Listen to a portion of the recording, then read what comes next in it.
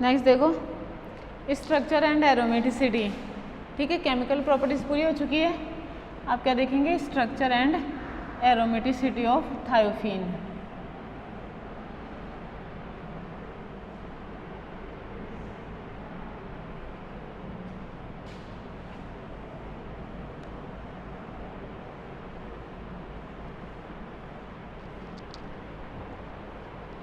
देखो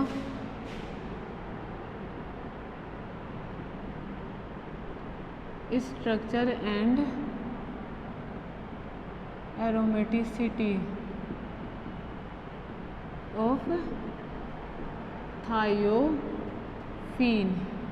ठीक है, structure and aromaticity of thiophene अपन किस तरीके से करेंगे, क्लियर ये चीज़।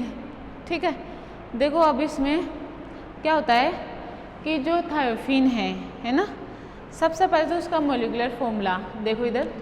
थायोफीन का जो मॉलिक्यूलर फॉर्मूला होता है, the molecular formula of thiophene is C4H4S। ठीक है, क्या होता है, C4H4S होता है। क्लियर ये चीज़। ठीक है, नेक्स्ट लिखूँ, it is a 6 pi electron containing, it is a 6 pi electron containing cyclic system. ठीक है, पहली बात। दूसरी बात, it is a sulphur containing cyclic, या लिख दूँ यहाँ पे हेट्रोसाइक्लिक 5 मेंबर्ड कंपाउंड। ठीक है, मतलब ये बात भी समझ में है क्या। ठीक है, मतलब ये कि थायोफीन ये होता है ना। ठीक है, तो मैंने क्या लिखा, सबसे पहले तो देखो इसका मॉलिक्यूलर फॉर्मूला क्या होता है, C4H4S होता है। दूसरा, थायोफीन एक साइक्लिक कंपाउंड होता है जिसमें 6 पाई इलेक्ट्रॉन मौजूद होते हैं। पहली बात ये। दूसरी बात देखो, it is a sulphur containing heterocyclic 5 membered compound. ठीक है, सल्फर होता है इसकी 5 मेंबर्ड रिंग में। ठीक है, मुझे एक बात बताओ, सल्फर ऑक्सीजन की फैमिली का एटम है, तो इसके ऊपर ये 2 लोन पेयर ऑफ इलेक्ट्रॉन रहेंगे क्या। बात समझ में। सल्फर के ऊपर क्या रहेंगे, 2 लोन पेयर ऑफ इलेक्ट्रॉन रहेंगे। क्लियर ये चीज़। ठीक है, नेक्स्ट पॉइंट है, every atom in thiophene is sp2 hybridise.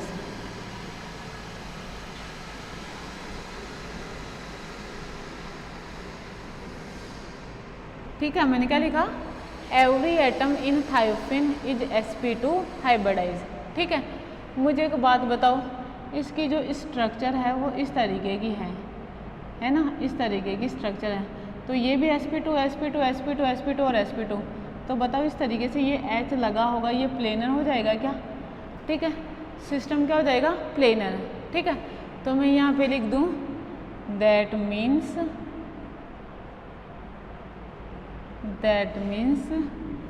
Thiophene is a planar molecule, है ना। थायोफीन कैसा मॉलिक्यूल है, एक प्लेनर मॉलिक्यूल है। ये बात भी क्लियर। ठीक है, जिसमें सल्फर पर 2 lone pair of electron present है। ठीक है, इन विच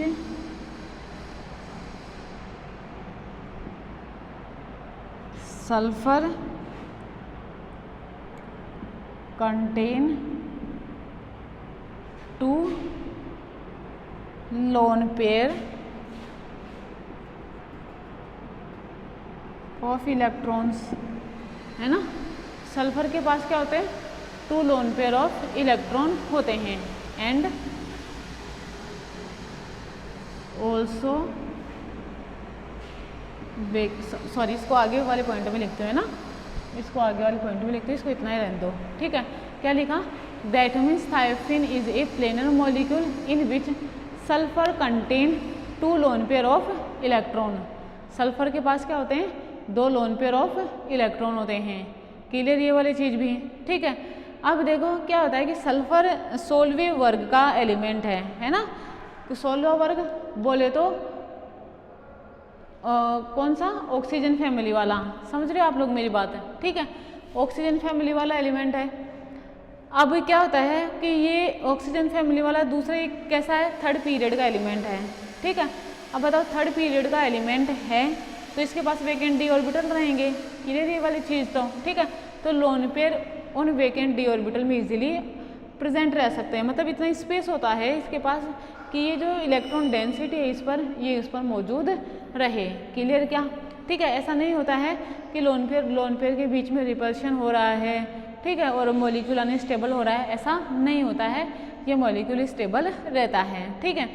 अब देखो अपन ने कितनी बातें पढ़ी। पहली बात तो कि ये C4H4 मॉलिक्यूलर फॉर्मूला वाला कंपाउंड है।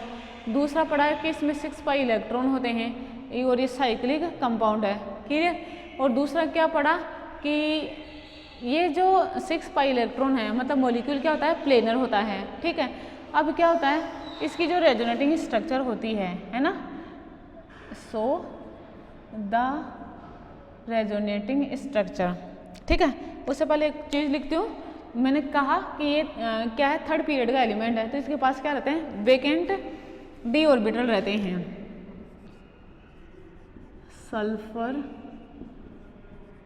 Is a 3rd period element, ठीक है। Sulphur is a 3rd period element, so sulfur also have vacant d orbital, also have vacant d orbital, ठीक है। then which involve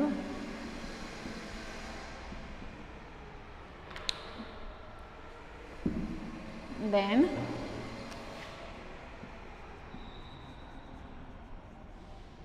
the resonating structure of thiophene. देखो thiophene की resonating structure, ठीक है। ये बातें ध्यान रखना, इनको आगे यूज लेंगे, ठीक है। हर एटम sp2 हाइब्रिडाइज होता है, प्लेनर होता है, मॉलिक्यूल 6 पाई इलेक्ट्रॉन कंटेनिंग होता है ना, क्लियर ना, और साइक्लिक होता है। ये सब बातें ध्यान रखनी है, आगे इनका यूज़ करेंगे, ठीक है।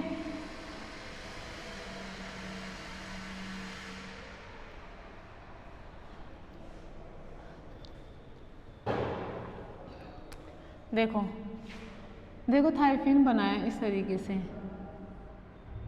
है ना, बताओ ऐसे बना सकते हो, ये लोन पेयर ऑफ इलेक्ट्रॉन, देखो इसकी रेजोनेटिंग स्ट्रक्चर, बताओ ये इधर से इधर जाए तो ये इधर, है ना, जैसे बनाते हैं ना रेजोनेटिंग स्ट्रक्चर वैसे ही बना रही हूँ। आप लोगों को भी आता है ये सब, लोन पेयर एक तो प्रेजेंट रहेगा, ये नेगेटिव, ये ऐसे, ठीक है। और नहीं आता है तो सीखो, आप लोग प्रैक्टिस करोगे तो आ जाएगा। ये नेगेटिव, ये ऐसे, ये ऐसे, ठीक है।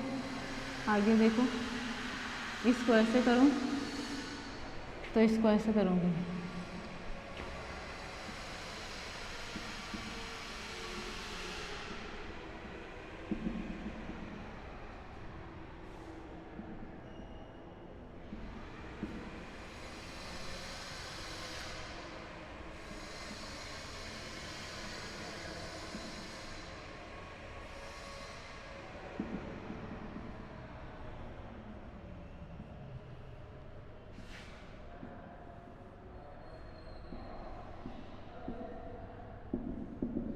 ठीक है।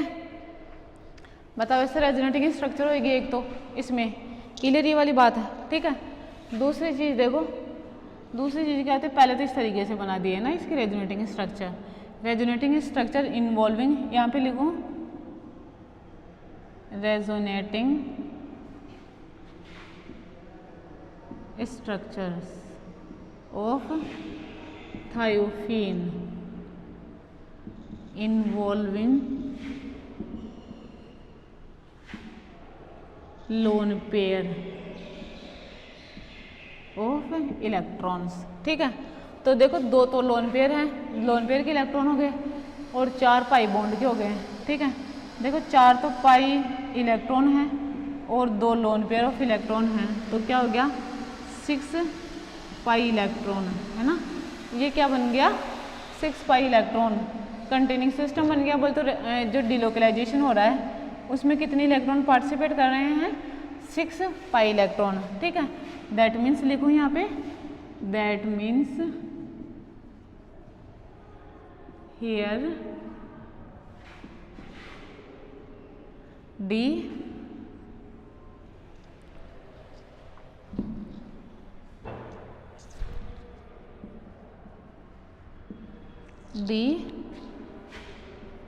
localization of 6 pi electron takes place, ठीक है। 6 पाई इलेक्ट्रॉन का क्या हो रहा है, डीलोकलाइजेशन हो रहा है, ठीक है। दूसरी देखो रेजोनेटिंग स्ट्रक्चर इसकी, यहाँ पे लिखूँ इस तरीके से, देखो मैं फ्यूरेन को ऐसे बना सकती हूँ ना, ठीक है, बिल्कुल बना सकती हूँ। वेकेंट क्या होते हैं इसके पास, डी ऑर्बिटल होते हैं, ठीक है। देखो इधर, अब ये जो सल्फर है, ठीक है, बताओ इस मैंने इसके साथ ये बॉन्डिंग शो करी, मैक्सिमम 6 बॉन्ड बना सकता है ना ये, ठीक है। तो देखो नॉर्मली जैसे मैं इसको ऐसे लिखूँ, सल्फर की इलेक्ट्रोनेगेटिविटी ज़्यादा है तो ये बॉन्ड किधर की साइड मूव करेंगे, इधर की साइड सल्फर की तरफ, ठीक है। ये देखो इधर, क्योंकि इसके पास क्या होते हैं वेकेंट डी ऑर्बिटल होते हैं, इसलिए इसको ऐसे लिख सकते हैं, समझ रहे हो मेरी बात। ये यहाँ पे ये प्लस ये इधर, क्लियर, ठीक।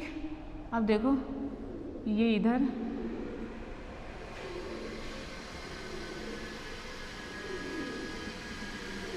ये ऐसे ये नेगेटिव चार्ज, ठीक है।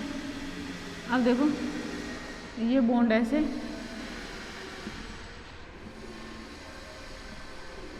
सल्फर का नेगेटिव चार्ज गया तो ये बना, समझ रहे हो आप लोग मेरी बात है, ठीक है, क्लियर ना। इस तरीके से हो जाएगा, क्लियर ये वाली चीज़, ये इस तरीके से हुआ, समझ रहे हो, ठीक है। तो इस तरीके से क्या करेंगे, इसकी ये रेजोनेटिंग स्ट्रक्चर, सॉरी ये गया, ये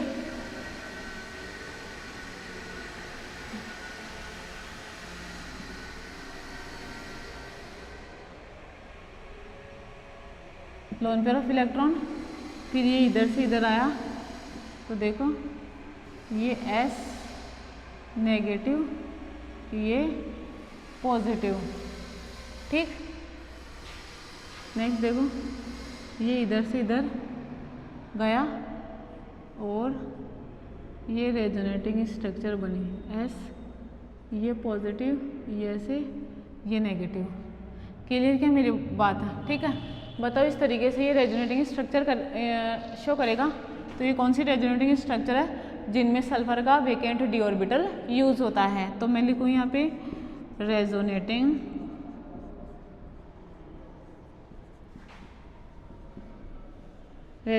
structure of thiophene.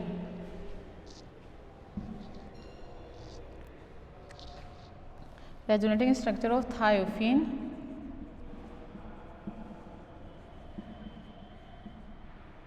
involve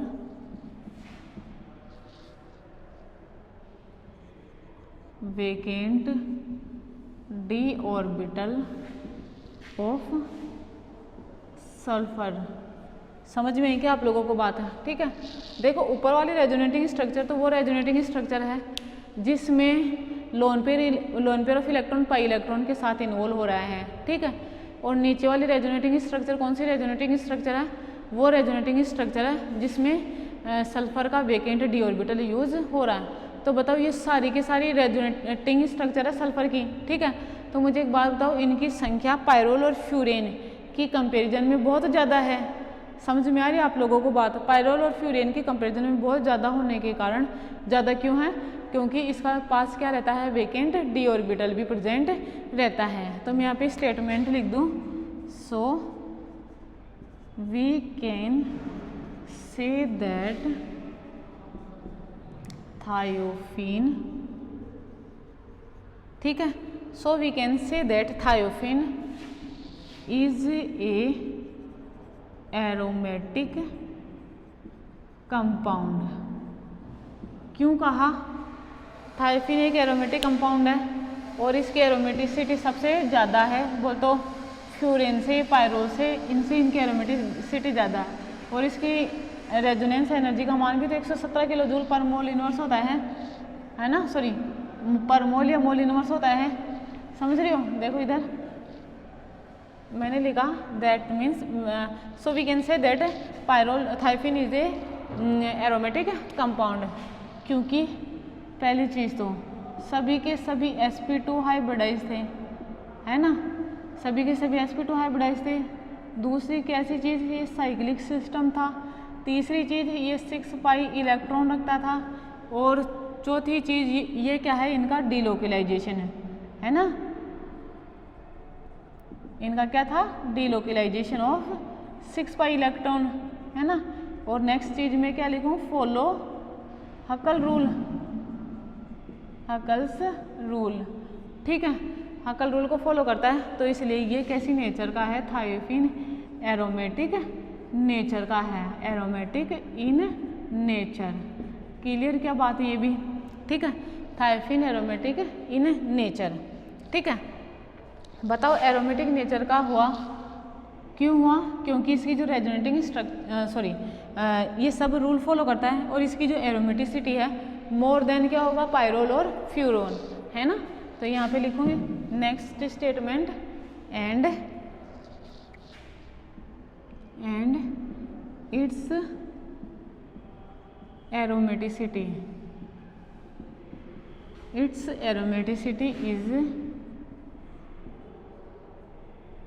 greater than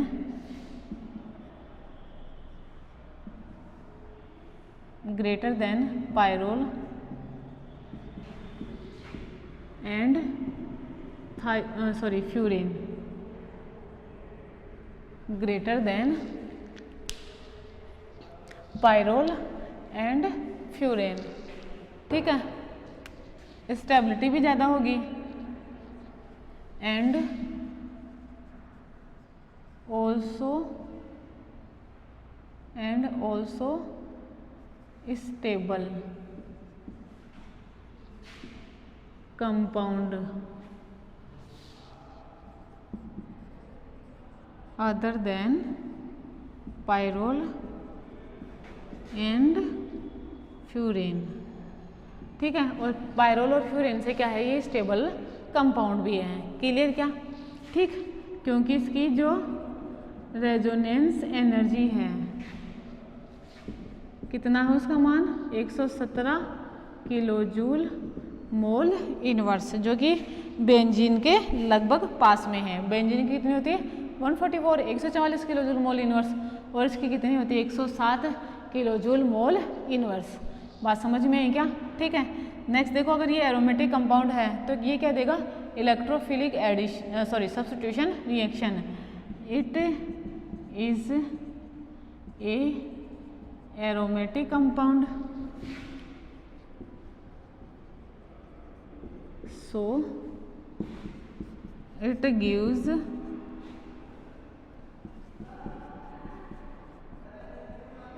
electrophilic substitution reaction। बात समझ में आई क्या? ये एक एरोमेटिक कंपाउंड होता है, इसलिए ये क्या करता है? इलेक्ट्रोफिलिक सब्स्टिट्यूशन रिएक्शन देता है, ठीक है। ये देखो नॉर्मली क्या है इसकी स्ट्रक्चर और एरोमेटिसिटी के बारे में, क्लियर क्या। और बाकी पॉइंट तो देखो आप लोगों को पता है ही कि अपन क्या पीजेड वेकेंट ऑर्बिटल होता है, कोलेटरल ओवरलैपिंग होती है, उससे कार्बन कार्बन के बीच में डबल बॉन्ड बनता है, वो सब ठीक है। ये चीज़ मैंने पायरोल में भी बताई थी आप लोगों को और फ्यूरेन में भी बताई थी, ठीक है। तो आप वहाँ से लिखोगे, क्लियर क्या, ठीक है।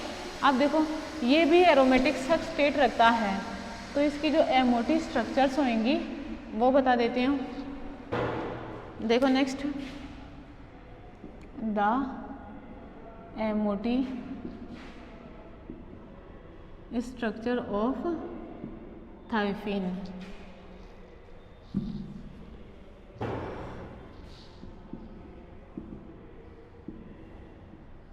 ठीक है, देखो इधर लिखूं मैं इसमें,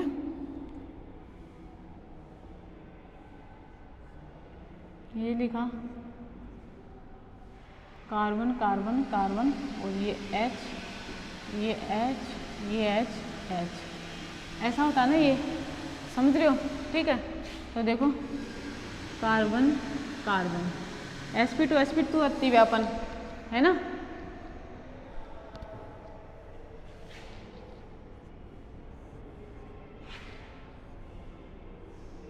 ठीक। इसको यहाँ लिख दूँ, इसको यहाँ,